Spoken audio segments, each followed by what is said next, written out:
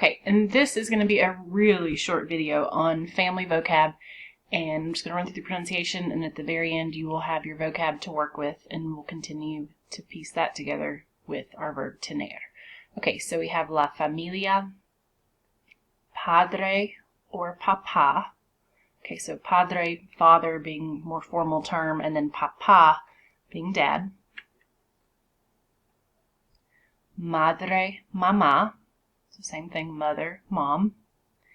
Okay, esposo or marido. So either of those could be used for husband.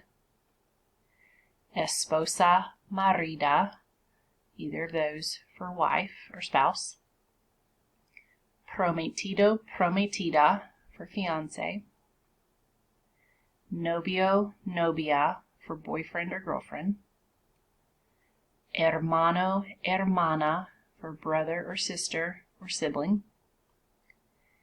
Hijo, hija, so son, daughter, or child. Abuelo, abuela, grandfather, grandmother.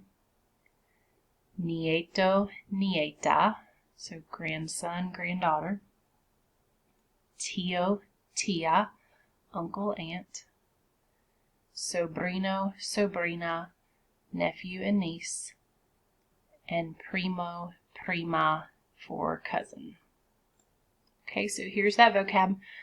Just a thought, when we were together a long time ago, we talked about if we had a mixture of males and females. So hopefully you remember I can talk to everybody and say, guys, this is what we're doing today, but my girls were not offended. And so if you were to have more than one child, and it was a mixture of maybe a couple sons and a couple daughters, you would use the word hijos. So I have children, tengo hijos. If I said I have grandparents, tengo abuelos. So that could be that I have just grandfathers, tengo abuelos, or it could be combo, I have grandfathers and grandmothers. So just keep that in mind. Anytime it's the masculine plural of these, it could be just the males only, it could be a mixture, and you just kind of talk to the person, you figure out the meaning of that.